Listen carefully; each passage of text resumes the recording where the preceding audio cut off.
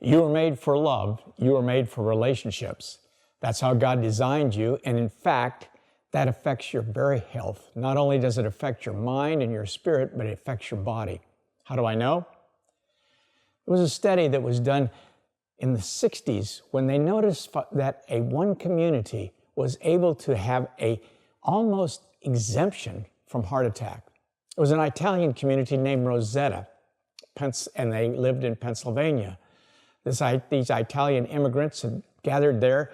They pressed together in a small group of families, and they thrived together. Not only that, they built a continual outreach and giving to others, helping one another. So they attracted the attention of researchers. They came there and began to look at them starting in the 60s, studied them for 25 years. Now the uniqueness was that there were 4 other towns close by, about the same size. But the town of Rosetta was significantly different in the occurrence of heart disease. It was not different in their health risks. They had about the same amount of smoking. They lacked exercise in some cases. They ate fat foods, pasta and everything that goes with it. But they had one distinctive factor. That one factor was they had a unity of community that created what they called a health advantage. It not only permeated the community, it started with the family and the home. At the end of the study, 25 years later, the researchers wrote a book called The Power of Clan. And in that book, these were the comments. People are nourished by other people. Close-knit relationships are better predictors of healthy hearts than low serum cholesterol. An isolated individual may be overwhelmed by the problems of everyday life. The sense of being supported reduces stress and the disease stress engenders. Well, this was unique. In fact, it caught the world's attention as the 4 towns around them continued to have the same risk. A lot of them lived the same lifestyle. The difference was friendship, family, and community. Went on to make this statement in the research recommendations. If you have a strong family structure and good friends, you're less likely to have a heart attack and more likely to have good health. Logical, makes sense. They predicted that the trend within that community and within society would make a change. They predicted that, and over time, because they were being Americanized, they were suddenly moving away. Their children were not staying as connected. They were not working together as a community, and they would succumb to the very same risks of heart disease as everyone else. What happened? The steady prediction was that the abandonment of selfless communal standards would undermine the Rosettans' relative immunity to heart disease. And it would bring out the death rates that were pretty much universal around them. From heart attack levels, they would climb to mirror the communities that they had been exceptions to in the study. What happened? By 1975, in fact, the Rosetta community had the same risk of heart attack as all the others. What had changed? The Americanization and isolation that had occurred through the change in society that is wrought by progress in our American world. So it is that the Harvard longevity study came along and decided to build on the assumptions that had been discovered in Rosetta. They did a long-term study of people who lived the longest and what were their relationships. Here's the results of that study. A happy marriage, a good long-term relationship at age 50 was a leading indicator of being healthy at age 80. It is not that the men who flourished had perfect childhood, and by the way, this study was focused mostly on men. It's the power of love. Let me say that again. It's not that the men who flourished had perfect childhood. They had problems. It is the power of love. What goes right is more important than what goes wrong. The positive effect of one loving relationship, one loving relative, a mentor, or a friend can overwhelm the negative effects of the bad things that happen to you. That's what the author of the study and the chief investigator wrote, and he summarized the results of the Harvard longevity study. How does that impact us? Here in 2018, The whole process of moving into cities has changed the environment. And in 2018, Cigna did a study. The study found that, in fact, the youngest generation was experiencing more loneliness than the oldest generation. So you notice on one end of the graph, you have Generation Z, which is the youngest generation, experiencing 48.3% of the people saying they're lonely.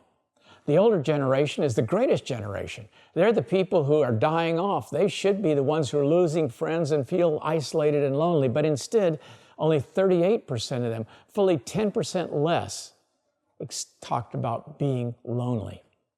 So you see, what seems to have migrated over the period of time, according to this Cigna study of 20,000 people, is that our fast-paced society has created a loneliness environment in which the young are growing up alone.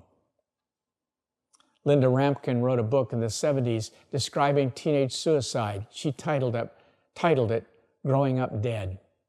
In it, she suggests that the reason teenagers are drawn towards suicide is because loneliness is what they have known all their lives, and they have dealt with it by being aloof, by being cool, by pretending that it's not hurting them.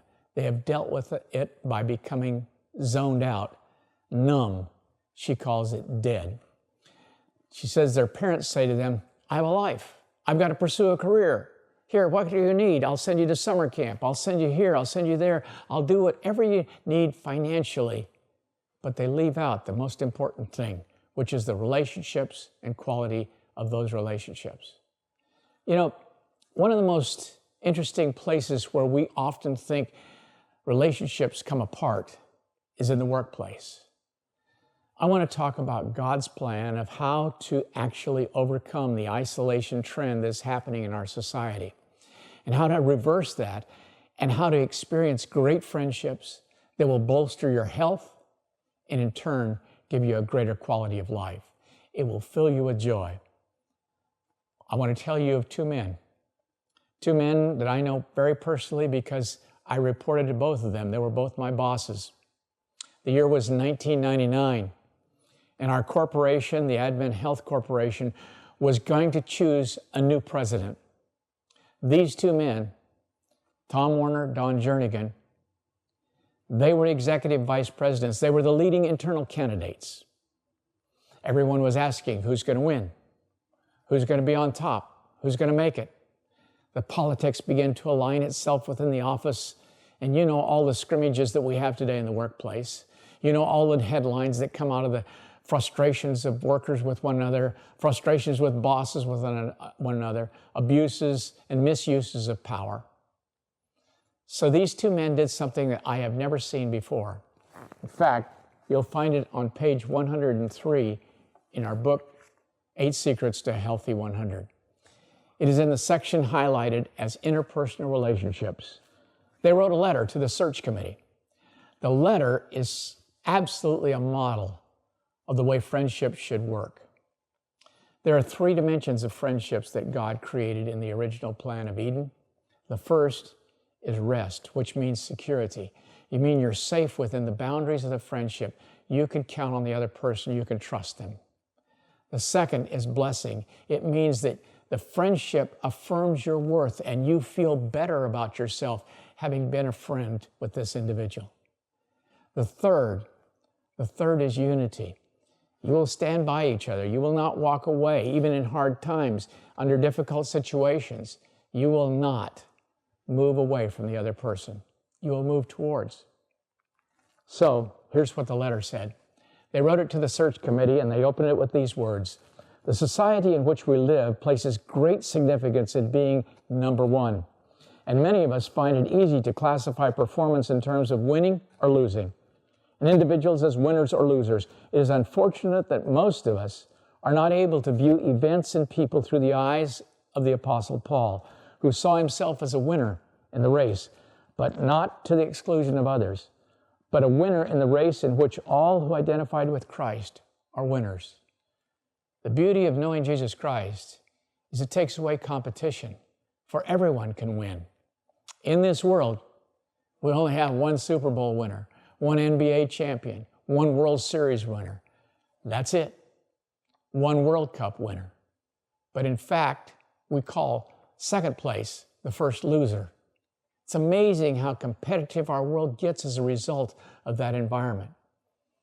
Their first statement was to take away the competition, not comparing themselves to each other. They went on. It is this context that the letter is written.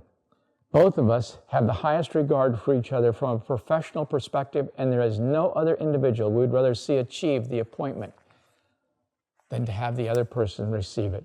Equally important, and perhaps more important, we enjoy a personal friendship that is of great significance to us. We are not going to permit the outcome of the selection process to negatively impact that valued aspect of our lives.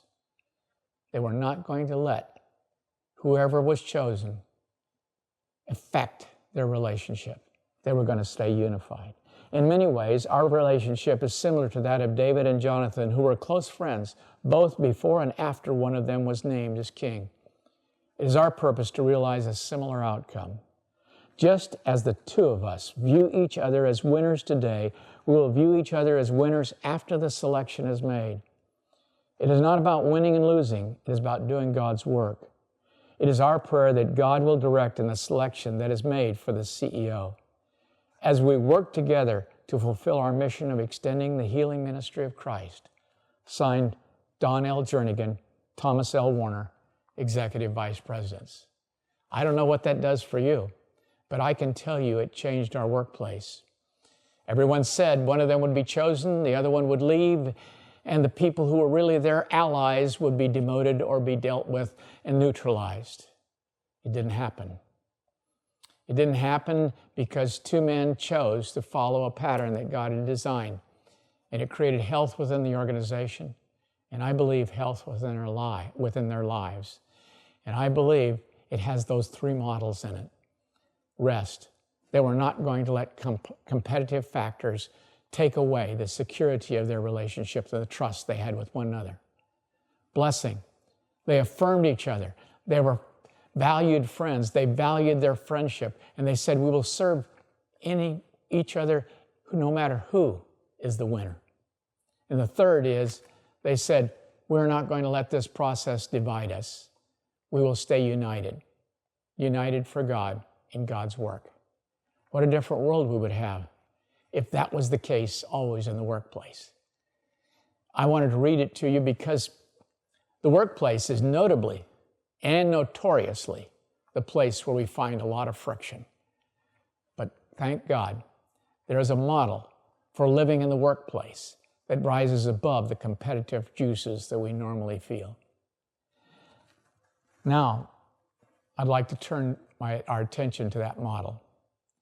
It's found in Genesis, and I've called it Original Love. In fact, I wrote a book with that title because I believe that God planned us for life and for love, and that the essence of life is love. The goal of life is love, and love produces health. There are three dimensions found in Genesis, the 2nd chapter, verses 2-4. They are rest, bless, sanctify. Now, it's interesting that as soon as Adam and Eve choose to leave God, these three dimensions of friendship and love begin to be attacked. They begin to be attacked by their own behavior because sin separated them from God, and that separation resulted in a personal, deep effect individually. I don't know if you've experienced the tragedy of separation. I have. I've seen its power in the life of a child for the very first time that they have to leave their parents. My son is the president of our foundation, and he leads an effort of child care in the community. You can see the anxiety of children who come in for the first time and to be left by their parents. It's called separation anxiety. In the Bible, it's called sin. Sin produces restlessness and anxiety and stress within the individual. My daughter was 3 years old. She had never been separated from us. We've been together the whole time. We loved our time together. But a friend of the family and a teacher at the university needed an operation, and she needed a substitute during her operation. My wife was able to teach in the nursing department and able to step in. The thought was, she'll only be gone for the morning? No problem. Tracy will be able to endure that time in the morning without an issue. So it was my assignment to get Tracy up early in the morning to get her ready to go for her first day at nursery school. Well, the minute I got her up, the very first question she asked was, "Daddy, are you going to leave me?" Followed by, "Daddy, please don't leave me." We ate breakfast, and she kept asking the question. I tried to fix her hair. Her mother said it was no problem, put it in 2 ponytails. I got the ponytails every which way because it's much more difficult than I'd ever imagined. Just getting simply ponytails. I got them this way, that way, the other way. They were all messed up, and I finally decided simply to put it in 1 ponytail, and it was turned off to one side in the back. But okay, that's the best I could do. In the process, she kept asking me every time I pinched her hair a bit, "Daddy, are you going to leave me?" I covered her whining with the idea that the rubber band had caused it, when it was really the fear in her heart. As we got in the car, it was days before seatbelts and before the car seat for children and the back seat. So she got in the front seat. I put her in on the passenger side, thinking it would give her some separation. I walked around the car and got in on the driver's side. By the time I got in on the driver's side, she had slid over and she put her arm around me and said, "Daddy, please don't leave me. Please don't leave me." I backed out, started down the driveway, and she said, "I'll be real quiet at your office today." She'd gone to the office before, always played in the corner, but this day I couldn't do it because we had a couple that was experiencing some real difficulties and I had to spend time with them personally and privately. I said, "Tracy, it'll only be 3 hours. That's all, 3 hours. 3 hours didn't compute with her mind. All it computed was, Daddy's going to leave me. We came to the bottom of the hill, turned left to the office, turned right to the nursery school. I turned right. She whimpered. I said, "You're going to be fine. The teacher is Mrs. Wilson. She's your Sabbath school teacher. You know her. You see her at church." I said, "You'll have fun with her." We go down the hill. I pull up in front of the nursery school. I walk in with her. Mrs. Wilson says, "Oh, she'll get playing and you can just slip out and she won't even notice it." Sure enough, she got playing. And as she was building the blocks and playing with the blocks, Mrs. Wilson nodded to me and I started to slip out the door. As I got almost to the door, Tracy realized that I was leaving and she shrieked, "Daddy, please don't leave me." And she started to run for the door as I stepped out and slid it closed. It was a glass sliding door, and I had made a terrible mistake. I had parked the car directly facing the door. And as I got into my car, ready to put the key into the ignition, I looked at the window of that sliding door, and there was fingers plastered against it and a mouth with tears flowing down both eyes, saying, "Daddy, please don't leave me. Please don't leave me." Her mouth offered the words of her broken heart. I started the car. I backed up. I turned around. I started up the road. I made it 4 blocks before I turned around, and I came back and picked her up. I rescheduled the counseling appointment because, you see, we were not made for separation. We were made for unity. We were made for love. And that is why every child fears that their parents will leave them. That is why our Father in heaven said, "I will never leave you or forsake you." It's the most incredible statement. The one thing that ensures that we will always have someone with us to love us no matter what happens in the human world, God will be by our side. I tell you, that will rest your heart. It will refresh your soul. It will renew your mind. Just try it. Rest in the Lord. And then take that same rest to your to your other relationships. The blessing means favor to the Father. Well, we'll see exactly how it's attacked in just a moment. And the final sanctify means that in fact you're not unified, you're not together. It's the Tracy experience. So watch. As soon as Genesis 3 opens up with the story of how sin occurs, you find that when Adam and Eve sin, their first response is fear. Fear attacks rest. Fear drives out rest. They run and hide. And from their hiding place, they seek to do the next thing, which is to cover. They're ashamed. So they try to cover themselves. They see that they're naked and they seek to cover up. And then what happens is as soon as God begins to ask them what went wrong, they begin to blame. Adam blames Eve. Eve blames the snake. Adam also blames God for creating Eve. But the interesting part of this story is that you find one tremendous change in the vocabulary of Genesis. The words change from plural to singular. It was all the way through us, we. And you notice that Adam and Eve, Adam said, we'll be one flesh. Now, he says, I was afraid. I was alone. I hid. I did this. I did that. She did the other. He separates himself into the singular, and the language of the singular is born in separation. We cannot endure isolation. It will surely destroy us. Did you notice that even the prison systems have now outlawed any isolation of patients? It's no longer approved. It's no longer available. Its detrimental effects on prisoners are even too heavy to put even on people who are criminals. No one can endure isolation. No one can endure blame as a final strategy of how to deal with isolation. I love this cartoon. It says, keep calm and blame someone else. Notice the blue crayon and the blue on the walls. And what's the blue crayon saying? He did it. That's exactly what Adam and Eve started to do in the blame game.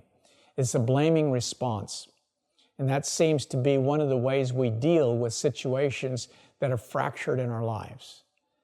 So we've talked about first, what is the plan for the love relationship to flourish? It is rest, bless, and sanctify, meaning security or trust, worth and belonging, and finally, staying together. So, in this process, you might ask yourself, how will we actually make this go and work? Well, I turn to the life of Joseph. Joseph was a young man who was separated from his family by abuse by his brothers. He was sold into slavery by his family. You may have come from a dysfunctional family, but I guarantee you it was not as dysfunctional as Joseph. If you go study him, they could not even sit down and talk together because their mothers were in competition. Rachel was Joseph's mother, and Leah was the mother of the other boys, and they were in competition. Their father heightened the competition by giving a special robe to Joseph that signified that he was the best. They were absolutely irritated to the point of hatred of Joseph. When they saw him coming out to be with them in the field, only to inspect them, to see how they were actually performing, they decided to kill him. They sought to kill him. They threw him in a pit. But instead of killing him, they were persuaded to sell him in slavery to the Ishmaelites. The Ishmaelites were the worst enemies. They harassed him all the way to Egypt, I'm confident. And then he was sold again into slavery in Potiphar's house. Again, in that Potiphar's house, he was accused of sexual harassment. He was actually a sufferer or a victim of racism. He was called a Hebrew, with the worst pejorative names around. He was made to eat alone, away from the Egyptians because of who he was. He was thrown into prison without even a fair trial, so the government let him down. He was broken in every portion of his relationship: the home, his family, his workplace, and his government. They all simply went upside down. And in that situation, he lived for 13 years in prison unjustly. He comes out of prison and is given the power of the number 2 man in all of Egypt. If he came out of prison with any kind of resentment in his heart, it would be a wrong thing to give him power, because he would have had a list of who the people he's going to go see and get even with. So I offer you the Joseph solution to deal with any broken relationships. Joseph, instead of going back to attack his brothers, going back to get even with Potiphar and his wife, going back to take advantage of the fact that he had power, he did not do that. He had 2 children. His 2 children reveal exactly what had changed in his life. The first child he names Manasseh. For God has made me forget all the troubles of my family and my father's house. He actually forgets the troubles. Through forgiveness, he steps away. And the second child was named Ephraim. For God has caused me to be fruitful in the land of my affliction. 2 children of unity that bridge the gap between broken relationships. Forgetting and turning around and actually finding a positive future. Instead of just forgetting that you've been wounded and saying, well, I'm going to get to 0, where I'm no longer negative dominated, but I'm at least to 0. I have neutral standing. He says, no. God has a plan to get you all the way to positive. And the positive plan is actually being able to experience Ephraim, being fruitful on the very place you have been hurt the most. The wonderful changing power of Jesus Christ and the power of Scripture to change your life, to change your health, to change your destiny, is to take that which has wounded you and allow you to forget it. And then on the very place where you have been wounded, you build a future of God's gifts in your life. It takes God's gifts. You can't do this through your own power. It's only through Him that these things come about. That's why we cherish church, because it is a family of God that is chosen to follow God's plan to live in love united. The last thing that Jesus said on earth to His disciples when they were gathered together was, "A new commandment I give unto you, that you love one another as I have loved you. By this, all people will know you are my disciples." Later that same night, He would pray, "I pray that you are one, just as the Father and I are one." The unity that comes through the spiritual strength of God's presence in our lives is superhuman. It is beyond natural. It is supernatural. It is gifted to us to mend the brokenness of our lives that have been crushed or isolated.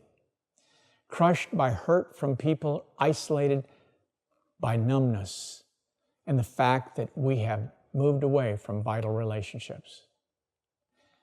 Those vital relationships will change your life. They will ensure your health, and they will change your joy. For in love, we find joy. In love, we find peace. In love, we find unity. That's why the greatest thing that can happen in your life is for the love of God to be at the very center of your life. If you have not experienced that, plan on this. Not only will you experience the first time, but every single day of your life you will renew it. If you haven't experienced it for the first time, I invite you. If you've experienced it for the first time, I invite you simply to make it current every single day. The Apostle Paul said, "I die daily." I took that to mean that basically every day is a miniature lifetime. Imagine it. You wake up in the morning. It's a symbol of birth coming into awareness as you start your day. Start it with God. Plan 3 things that God has done to bless your life. Recognize and rejoice over those 3 things. It will start to change your attitude of the day as you start with God. Secondly, Reach out and pray for others in need. It will extend your heart beyond yourself. Thirdly, look for the opportunities to bring rest, blessing, or sanctification into every one of your relationships. Build trust, that's rest. Build worth, that's blessing. Build unity, that's sanctification. Do those things and your life will change, your health will improve, and your eternity will be assured in Jesus Christ. I invite you to embrace God every day, every minute your lifetime. You have 365 lifetimes every year. Make sure they start with God, end with God, and are filled with God. May He bless your life. May He fill your heart. May He guard it with His presence. May you experience health that goes on this earth and lives forever in the world to come. God bless you. Happy health.